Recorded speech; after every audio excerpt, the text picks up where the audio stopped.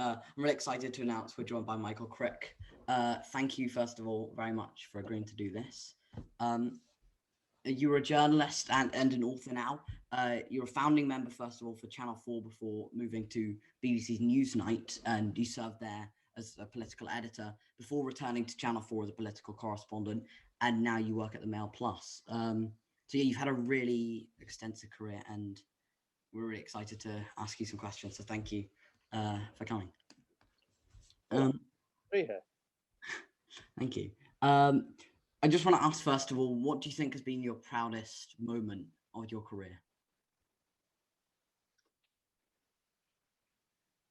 I don't think I've got a proudest moment, really. I've done lots of exciting stories. I've been to lots of places, met lots of interesting people. I'm not sure I've made much impact on the world around me in the way that some journalists do. I think a lot of decent journalism is about holding people in power to account, and a lot of it is making people in power think, "Gosh, what would we do if this was in private eye tomorrow?" Or how would I justify this if I was to be doorstepped by somebody like Michael Crick, maybe? And so, the impact that one has as a journalist may actually be more in that kind of way, an unquantifiable, unknowable way, than it is in terms of sort of dramatic scenes on television or interesting film reports or interesting books. So I want to go back to the beginning a little bit. You were president of the Oxford Union in 1979. Key political figures nowadays, like Michael Gove and Boris Johnson, were all presidents of the Oxford Union in the years around yours. Those two men, like you, pretty much entered journalism straight out of university, but they went on to hop over to politics. And indeed, 10 years after your graduation, Labour gave you the opportunity to contest a safe seat in 1990, but you turned down the offer. Given the environments that you developed in, why did you never enter politics, and why was it journalism all the way for you? Well, actually, I don't think Labour offered me a seat. They just approached me about putting my name forward for the seat of Bootle on Merseyside, which at that time I think was the safest Labour seat in England. And I sort of knew it was a bit of a turning point, really. I was 32 at the time, and my wife wasn't very keen on going back to Liverpool. She'd worked there in her earlier career. It was clear that there was a lot of civil war going on in the local Labour Party in Bootle, and I sort of felt I enjoyed journalism too much. I think I was one of the people in the 1980s. I might have made more of an effort to go into politics, but I was sort of on the right of the Labour Party in those days. I would regard myself as a social democrat, and I didn't ever join the Social Democratic Party. I thought about it briefly, and so I kept my head down, and as indeed did a lot of people on the right of the Labour Party at that time, with the exception of Tony Blair, of course. I, as the years went by, I decided I enjoyed journalism too much. Journalists have a bit of a frontline journalism. You have a longer life, really, than you do in frontline politics. I mean, frontline politicians probably have a life of about 10 years, whereas I was at sort of the center of political journalism for a lot longer than that, and still am in some ways. And I intend to carry on doing my journalism for as long as anybody will employ me, or so long as my brain keeps on working. But I do look back at occasions and look back at some of my Oxford contemporaries and how they did. I mean, I knew three prime ministers at university: Benazir Bhutto, Theresa May, and Malcolm Turnbull, who became Prime Minister of Australia. But I suspect if I'd pushed it, I would have been a sort of troublesome backbencher, really, that I wouldn't have got very far in government, if at all. I probably would have been Minister of State for, sofa covers or something like that. I've got a bit of a rebellious streak, and I think to have got on in the Labour Party in the 1990s and the noughties, you had to sort of ally yourself with either the Blair camp or the Brown camp, and I wasn't really a huge fan of either, and so I would have found that difficult. And now I'm not a Labour supporter. Now I'm really not anything My views are all over the place. It's very difficult to pin down my politics. And so, overall, I don't regret the decision. But occasionally I think, gosh, he was Foreign Secretary, he was Chancellor. I knew him once, and maybe I could have been, but I'm not sure I would have been clever enough. So Channel 4 News, you were a founding member of Channel 4 News just 2 years after you graduated, just 2 years after you joined ITN, indeed, as a trainee journalist. Now, how come your rise was so uniquely rapid? Well, it wasn't uniquely rapid. I was a television reporter at 20, I was appointed a television reporter at 26. But my colleague Edward Sturton, he was made a television reporter around about the same time. And there are periods where young people get on screen at a very early age, and then you go through periods where it takes a lot longer. I was lucky. I mean, ITN were good in those days. Channel 4 News was part of ITN, and they were good in giving people opportunities. In fact, they'd first allowed me to do a report, I think, for the lunchtime news when I was just 22, and I did quite a few in my early 20s. It wasn't especially rapid. Probably more rapid working for ITN and for Channel 4 News than it would have been if I'd been in the BBC. But there are, quite a few people who are allowed on screen in their 20s, good luck to them. I think the problem comes up the other end of it, where I am now at the age of 63, and there are not many reporters in their 60s or older. It's a very ageist business, is broadcasting. I mean, they keep banging on about the need for diversity, but they always forget about age diversity, which is a bit of a mistake in my view, especially given that television viewers and listeners, radio listeners, are on the whole quite old, and they need a few more, grey heads or semi-grey heads like me, I think, to reflect the population as a whole, and that may partly explain why the broadcasters got Brexit so wrong. Next, what tips would you give to us as young journalists and doing interviews and things and going out and reporting? What tips would you give us?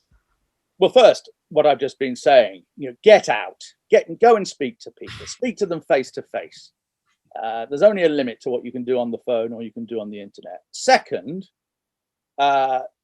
compile, collect religiously, fanatically, collect people's contact details. It's worth spending 10, 15 minutes every day on this. I mean, when I was a boy, I was a train spotter. Well, now I'm a number collector. And, in my phone here, I've got contact details for nearly 13,000 people. And why is that important? Well, it means that when I'm given a story to do, I'm ahead of all the people who haven't got 13,000 names in their phone.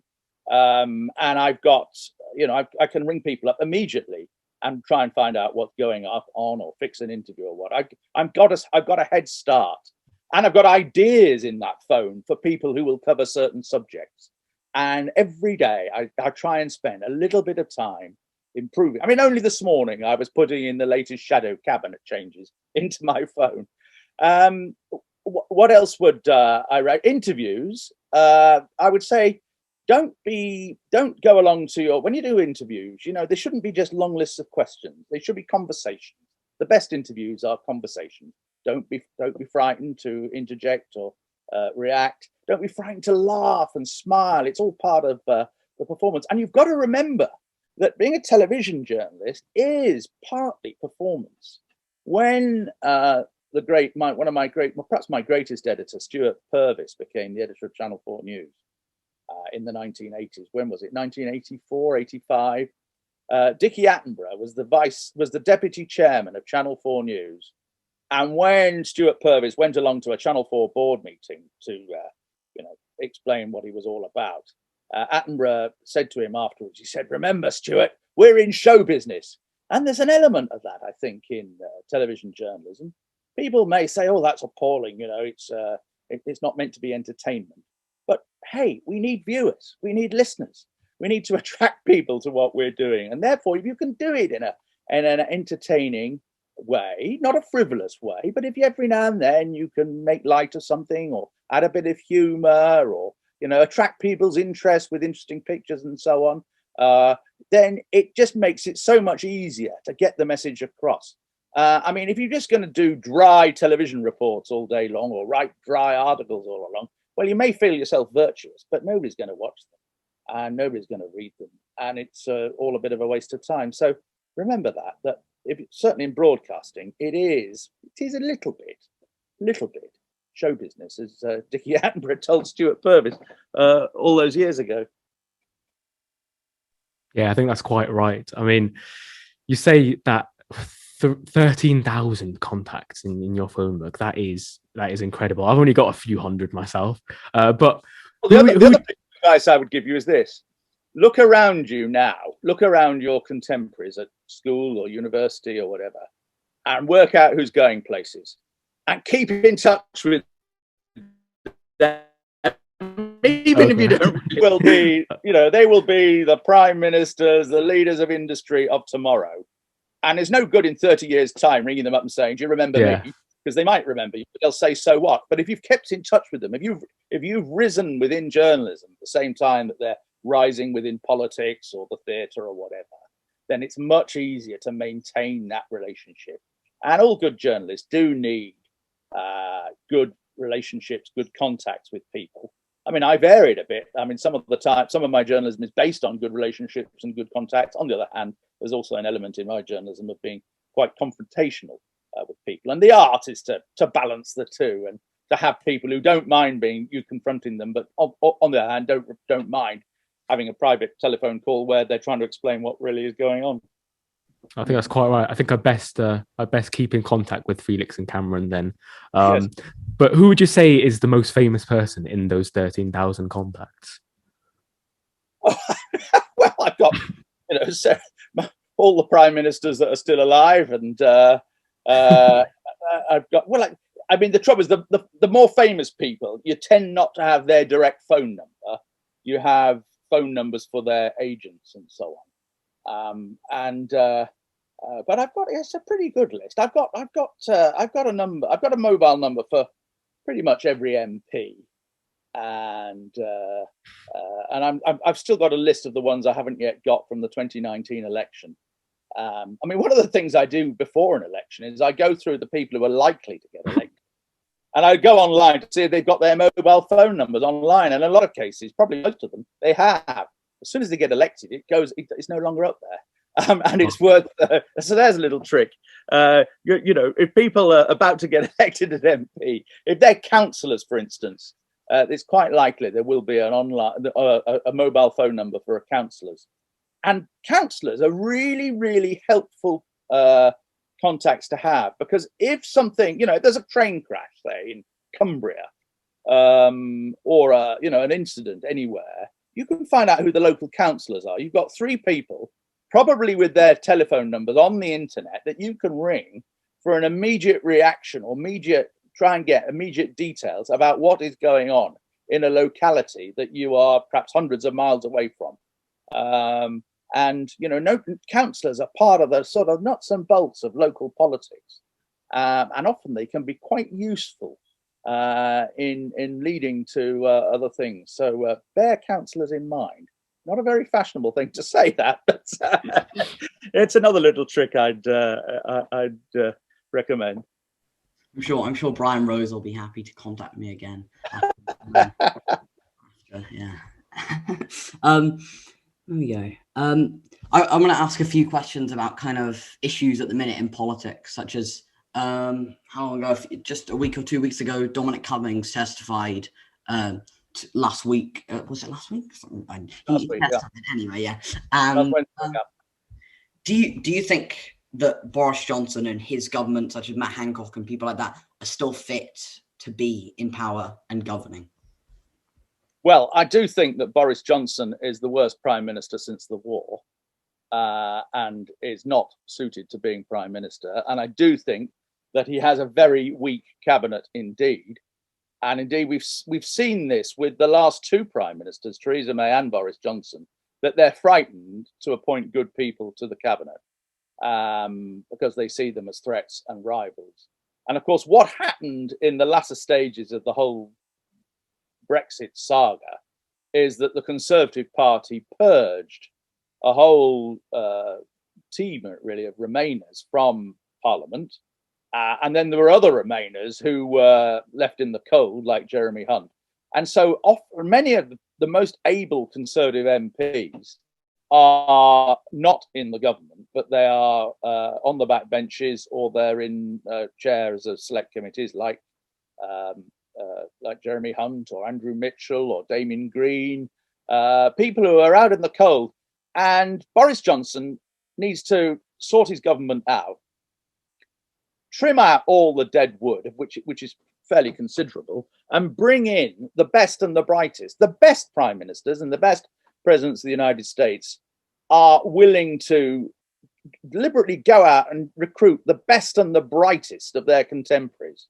And that's what Boris Johnson needs to do. And to some extent, Keir Starmer needs to do the same. There's too much talent on the Labour backbenches and too much dross in the shadow cabinet, in my view. And I think that would greatly improve the quality of our government, which has certainly gone into decline under Theresa May and Boris Johnson, because they have really appointed far too many non-entities to high positions. You can't run a government on a team of non-entities.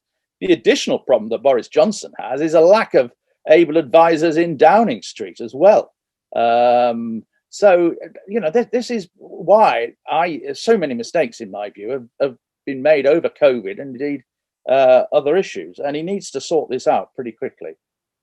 So I wanted to ask you next about the state of journalism today, because a recent YouGov poll reported that out of a sample of 1,500 people, 2/3 of the public don't trust TV journalists, and nearly 75% don't trust newspaper journalists.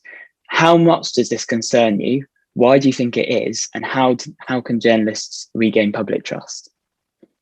Well, it does concern me a lot. And the Martin Bashir scandal, which was fully exposed by Lord Dyson a couple of weeks ago, has done a lot of damage, further damage to our reputation. What I would say, though, is actually, I think that in 40 years of being a journalist, the standards of journalism are higher than they were when I first took up this job in 1980. In those days, there was a lot of dishonesty when it came to exaggeration of stories, fabrication of stories. There was a huge amount of expense fiddling that went on, and black market currency dealings, whereby all sorts of, particularly television journalists, supplemented their incomes. Famous television journalists, in many cases, this was all in private eye. The standards of behaviour of journalists 40 years ago were far lower than they are today, and our ethical codes and our ethical behaviour is much, much higher than it was in the past. The trouble is, the general public don't think that, and all we can do is try, train ourselves properly, remind ourselves of the codes of conduct, and persuade the public that we are making an honest effort to be fair and to get to the truth.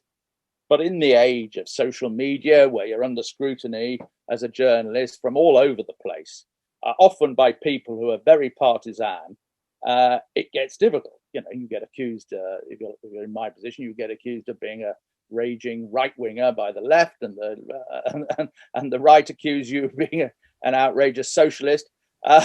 Nobody, and it makes life harder. But hey, these are problems we should live with. But I think all we can do is try and stick to the rules. And I think that some of the regulatory bodies need to be a little bit tougher in applying the rules. I think Ofcom, for instance, has been appallingly weak in recent years when it comes to applying the rule that broadcasters should not express their views when it comes to matters of public controversy. And I think a good example of where they just, ignore that rule is Piers Morgan when he was presenter of Good Morning Britain, and not only expressed his views on the Meghan Markle and Prince Harry interview, but all sorts of other things. Now, ITV tried to get around that by saying that Good Morning Britain wasn't a proper journalism programme, it was a branch of daytime television or light entertainment or something. Well, that is an utterly bogus argument, and it was utterly weak of Ofcom to let Good Morning Britain, and it has to be said, all sorts of other broadcasters get away with making perfectly clear on the screen what their views are or were on certain issues. And I hope that when Ofcom comes under finally a new chairman is appointed to run Ofcom, that they'll be a lot tougher on these things than they've been in the past. Mm-hmm. I just want to follow up on that. You mentioned the Martin Bashir, Diana stuff, and you were at Newsnight, if I'm not wrong, like when that was happening. What was the culture in the BBC and Newsnight like at that time? Do you think it was fostering people like to create stories out of like by using unethical kind of method? No, I don't think there was a culture of that going on. I think that Martin Bashir was an exception in the methods he used. And I think the problem was then that the interview was so big. It was the biggest interview in the history of British broadcasting. Let's be frank, probably the history of English language broadcasting. And the BBC then felt obliged, I think, to cover up the misdemeanors, simply because the implications, if they exposed it way back in 1996, when questions were first being asked, were so horrendous that they internally decided they had to engage in a cover-up. And that cover-up continued in all sorts of ways up until only a few months ago. But no, that kind of behaviour was not common in the BBC by the 1990s. I think earlier in the 1980s there was a lot more cutting of corners that went on in broadcasting. But by the mid 1990s, I think a lot of that had started to die out. And I certainly think that today that kind of behaviour would be even less likely, because I think that broadcasters have tightened up more and more over the years on a lot of these things. In a way, we've got to remember that the Bashir episode, terrible though it was 25 years ago. It was, a quarter of the life of the BBC ago, and I think it's unlikely that it would happen. Nevertheless, I mean, the BBC has made all sorts of other mistakes over the years journalistically. I mean, you had the McAlpine affair, which led to the demise of the then Director General George Entwistle, 9 or 10 years ago, where Newsnight cut corners in and didn't check its story out properly, which caused the BBC huge embarrassment. But I'm not aware of anything on the scale of the stuff that's come out about Martin Bashir happening in any other case in the BBC. Thank you. You said that a long time ago there, and still even today, journalists sensationalize news articles sometimes and use clickbait for views. What's your take on this? And do you believe that this is the biggest threat to modern journalism, or if not, what may be? No, I don't think it's the biggest threat to modern journalism. I mean, okay, we hype us. Some people hype their stories occasionally. I've probably been guilty of it in the past to grab people's attention. But that's what we do as human beings. And that is nothing like as bad as fabrication, telling untruths, representing things as they're not, or breaking the rules when it comes to impartiality. I'm sorry to go back to this, but I do think that the rules on traditional broadcasters about impartiality, which don't apply to you and they don't apply to us at Mail Plus, but they do apply to the mainstream broadcasters, are really, really important, because they're one of the few things we've got to cling on to that help glue together a society which is increasingly fractious. And if we allow the rules on impartiality in broadcasting to just be thrown out of the window and people to say what they like and back whatever opinion they like as mainstream broadcasters, then we will lose a huge amount. And the broadcasters like the BBC and ITN and Channel 4 will lose even more of the respect of the general public.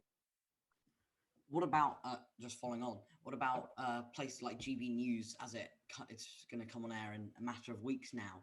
Do you think that is, like, that could be included in, like, a risk to impartiality within journalism? Well, when GB News was first set up by Sir Robbie Gibb, Theresa May's former communications director, one of the points was that it was going to be very impartial, and indeed that it was set up because Robbie didn't think that the BBC and ITV and Channel 4 had been always impartial. Indeed, he and I shared certain views on this. And GB News is going to be regulated by Ofcom. But what they are, the main thrust of GB News, and I'll be fascinated to see their output when they go, when they're fully up and running, is that broadcasting is far too dominated by middle-class, metropolitan, university-educated liberals who know nothing really about anything outside the southeast of England, don't spend any time in the north or Scotland or Wales, don't really know the countries in which they live. And that kind of traditional broadcasting is really out of touch with the country as a whole. And that's why traditional broadcasters got it so badly wrong when the country voted Brexit in 2016. And many broadcasters were astonished by the result. I wasn't astonished by the result because I'd spent quite a lot of time traveling around talking to voters, and certainly the last 3 weeks of the campaign, that was the result I was expecting. But GB News is going to be much more regionally based than traditional broadcasters, and they hope to cover stories that traditional broadcasters don't do, and from perspectives that traditional broadcasters don't have. Now, whether there's that then means there are other biases that are included, well, we'll wait to see. But I wish them luck. I'm a great pluralist. I think that the more players there are in journalism, the better. And I think that's one of the great strengths of most of modern journalism, is that there is more of it than there was 40 years ago, with some exceptions like local newspapers. Thank you. We've seen cases we've seen cases such as the suicide of Caroline Flack, where the media have abused individuals to the point of suicide. Do you believe that the media have a right to take such a harsh stance on individuals? Well, it's a very difficult one, this. People who are figures in the public eye are setting themselves up for scrutiny, particularly if these are elected officials or senior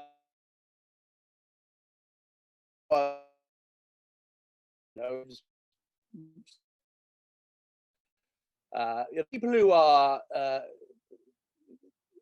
powerful within our society should be open to scrutiny. And are accountable through all sorts of processes, including journalism. And journalism is only one of the ways in which they are accountable, but an important one. When it comes to people who are entertainers or sportsmen and so on, it's slightly different, I think, because these are not sort of power brokers, powerful figures in the sense that of the other groups I was talking about. So the rules, I think, there are slightly different, but quite how you draw the lines here and so on is tricky. You can see. I mean, it astonishes me really, if I think about it, that there aren't more suicides due to media activity. And one lives in fear as a journalist that, sometimes you may have gone a little bit, hard on somebody and asking questions or in pursuing them, and that they react in such a way that they do try and take their own lives. And it is something that I'm occasionally conscious of, that you've got to remember that while asking people questions and asking them to explain themselves, they are ordinary human beings with their own mental problems, maybe problems at home with family, maybe their spouse has left them or be about to leave them, or it may well be that one of their kids has got problems at school. And maybe as journalists, we need to be a little bit more appreciative that we are all human beings, and there are times when we need to treat the people we're reporting about with a bit more care and respect. One of the suggestions was to not be able to release the names of the individuals until a court case, for example, has been complete. Would you suggest that this is a good idea, or? No, I think that would be. I think that would be a curtailment of press freedom that was going far too far. I mean, already that is done when it comes to sexual offences, and or at least it's done at certain stages in the procedure, and it's also done when it comes to children. It's done when it comes to, we don't publish the names of rape victims, and there's been some argument about whether people who are accused of rape and sexual offences should also that their names should be kept out until the case is over. It's a very, very difficult one, this, and everyone's going to say, well, we won't do that with people who are accused of sexual offences. Well, will we do it with people who are accused of murders and so on? But it is really important that when you have a criminal legal system, that justice is done and seen to be done. And if it would be very difficult to start reporting cases without any names.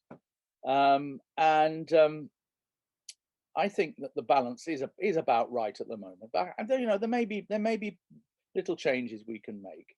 But the ability of the press, the media, to go and report trials is an important part of the justice system. And indeed, the exposure of wrongdoing at the end of a case by a convicted criminal is part of the punishment. It's not just the fact they're going to jail for a year or whatever, or being fined. It's the fact that their name is in the press as having done something wrong. Although it has to be said, the vast majority of trials, there's never a journalist in court, and they don't get reported. But I wouldn't go as far as that. No, I think there are too many constraints on the privacy considerations are eroding too much of modern journalism. And I mean, I hate the Data Protection Act and all the data protection legislation. The occasions when it gets in the way of decent journalism are just getting more and more widespread. I remember a few years ago, I rang up Oxford University and I said, I'm doing a profile of the Miliband brothers, David and Ed Miliband. I just want to check what class of degree they got. It said that David got a first-class degree and Ed got a 2-1. And the press office said, oh, we can't tell you that. It's covered by data protection. It's personal privacy. Well, this is bonkers. The state has paid for these people to have their education. Their degree results were published in the University Gazette at the time. Furthermore, both of these men, because they're running for the leadership of the Labour Party, want me as an ordinary voter and millions of other ordinary voters to employ them as their prime minister. We have a right to know what degree they got. And again and again and again, as a journalist, you run up against all this privacy stuff and data protection stuff. Now, I'm not saying there shouldn't be any privacy rules or any privacy laws, but the balance has gone far too far against journalists and is making our lives significantly harder than it was 25 years ago. I mean, I've just been writing a book about Nigel Farage and Dulwich College, where he went to school, have been totally uncooperative with my book. Well, if Dulwich College ever invite me to speak there, I don't suppose they ever will. Well, I will not be going to Dulwich College. Schools are one of the worst, and educational institutions are among the worst offenders when it comes to overzealous, in my view, application of the data protection rules. I was just about to go on to your book about Nigel Farage. I was just wondering why you chose to write about him specifically. Well, nobody else has. Amazingly, nobody's written a biography of Nigel Farage. He's written two of his own. And he is, the more you think about it, the most significant political figure of our lifetimes who didn't become prime minister. Without Nigel Farage, the Brexit referendum might never have happened. In fact, it's funny you should ask me all this, because I'm actually writing the conclusion to the book this very day.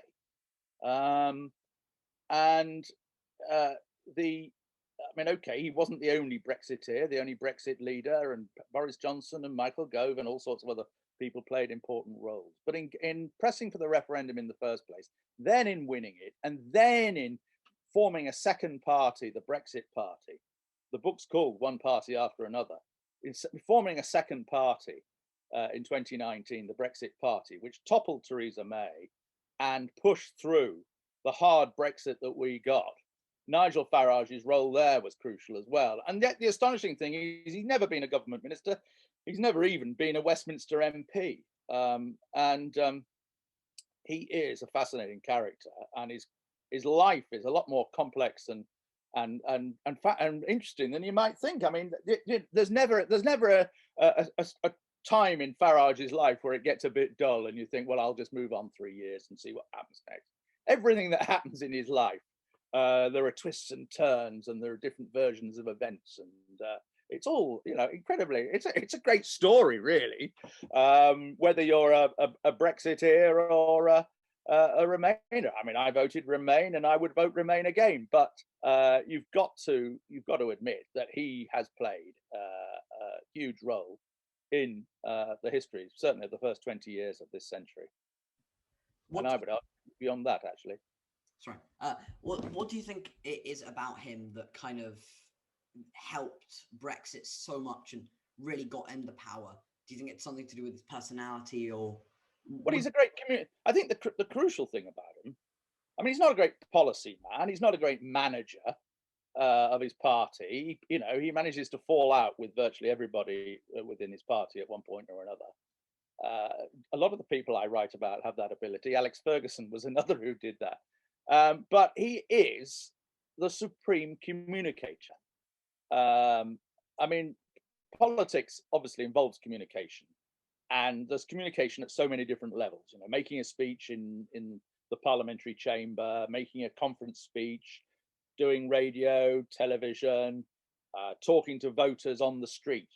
And Farage is good at all of those, and he's learned to master all of those. He mastered in the European Parliament, you can only speak most of the time for 90 seconds. So he learned how to make his points in 90 seconds, learned how to make sure he finished by 88 or 89 seconds and didn't get cut off. And he learned what would then go viral on social media.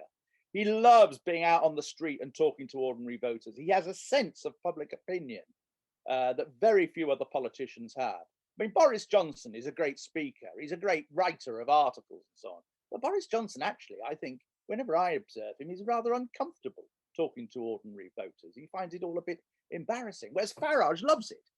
Farage has been, when he had his LBC programs, he was a superb broadcaster. And indeed, that's where I think his future career is going to be. And in recent weeks, he's been doing, in the last year or two, instead of being the master of UKIP, he's become the master of YouTube. And with a whole string of television reports, are very, some of them are very high quality, actually. Okay, they're propaganda as well. They're making or at least they're polemics. That they're making a point. But then, a lot of journalism is like that. So I think that above all, I'd say that's why Farage was so successful. But you know, the system conspired against him in a way. He was never going to get elected to Parliament under first past the post. You've also got the extraordinary contradictions in Farage's character. He's sort of the establishment rebel. He loves being part of the establishment. He loves, you know, belonging to the East India Club, going back to Dulwich College for old boys events. You know, he's the most assiduous old boys event attender, even when it was really, really busy in politics. You know, he's pissed off that the government won't you know, give him a peerage or bring him in, you know, make him ambassador to Washington or all that. And he loves being seen with Trump and with, you know, so there's that establishment side of Nigel Farage. But on the other hand, he loves, you know, stirring things up and causing trouble and tweaking people's noses and causing a fuss and so on, and loves, you know, so in other words, he wants to be part of the establishment, and yet he spends half of his life trying to undermine the establishment, and that's what makes it such a fabulous story. My only regret is I wish I'd been able to bring the book out a lot earlier. I mean, I sort of thought about it 5 or 6 years ago. Somebody needs to write a book on Farage, but somebody else was meant to be doing one, but they never finished it. And I wish I'd started ages ago.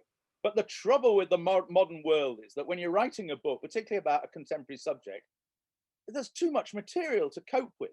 I mean, you know, behind me, you can see some of my files, and that's just a tiny amount of all the material I've got. When I wrote a book 25, 30 years ago about Jeffrey Archer, the Conservative politician, there was a sort of limit in those days to how much material there was. You know, there were all the press cuttings, it was his contributions in Hansard. You know, it was very difficult to get hold of broadcast because you didn't have the internet.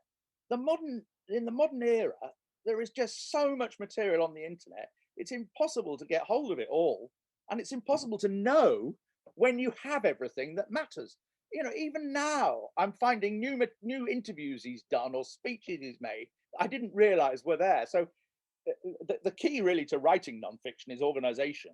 And in the modern world, organizing your material is and knowing when you've got it, when you've got everything and so on, is much harder than it used to be. I know we don't have too long left, but I think the audience would kind of kill me if I didn't ask about Brian Rose. So what kind of attracted you to interview him for the mayoral race? Well, I was intrigued really, because here was a man who was spending huge amounts of money on a mayoral campaign, sort of operating as a sort of British version of Donald Trump, and of course he is American by birth, and you know, he seemed to be having some traction. Certainly, when I went to see him, which was 2 or 3 weeks before the actual mayoral election, but you know, although he was a flamboyant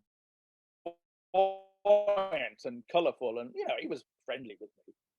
You could see there wasn't a huge amount of substance to him, but one does fear that in the modern world that you know, Trump-like figures might get elected with greater frequency, and that was what intrigued me. But I thought that he, you know, being an American, would be a wholehearted believer in freedom of speech and freedom of the press. But no, I mean, it was appalling when I heard about what he did with you, I believe, and how, am I right that you interviewed him? Yeah. And he tried to use copyright law to stop you running the interviews. Well, how weak, how feeble can you get? I mean, it's pathetic. Copyright law is not there to curtail freedom of the press. Copyright law is there to protect people's commercial interests. Well, there was no commercial interest in an interview done by you guys, if you don't mind me saying so, at least not from Rose's point of view. It really just showed that there was, you know, I mean, in the end, hardly anybody voted for him, did he? What did he get? 30,000 votes and about 1%. It must be the most expensive election campaign in British history. What does that work? I mean, we don't really know how much he paid. I mean, he claimed to have spent more than £1 million on his campaign. He clearly spent a lot. But, you know, I'm not sure whether one can take anything that Brian Rose says as being 100% the truth. So I'd take that £1 million claim with a pinch of salt. Nonetheless, it was a very expensive operation, and we all got these extraordinary leaflets through our doors and so on. I imagine that's the end of Brian Rose's political career, but maybe not. In which case, I shall go and find him again next time round, and I hope you will as well. And I mean, the sad thing is that you couldn't fight that case because he would have employed expensive lawyers. And, we were lucky at the Mail in that we could have fought the case if he tried to, come out with this ludicrous copyright argument against us. But it was a dangerous precedent, I thought, and I did refer it to the to various campaigns, the Index on Censorship, for instance, as a bad example, which could, have an effect not on just on politics in Britain, but also in other countries as well. Well, yeah, I think we've got to actually thank you for your support with us during that little period, because you did retweet us, and that was so helpful. In the end, we managed to get the video off censorship, and we managed to get it back onto YouTube, and it did very successfully because of that. So yeah, we owe you quite a bit, I think.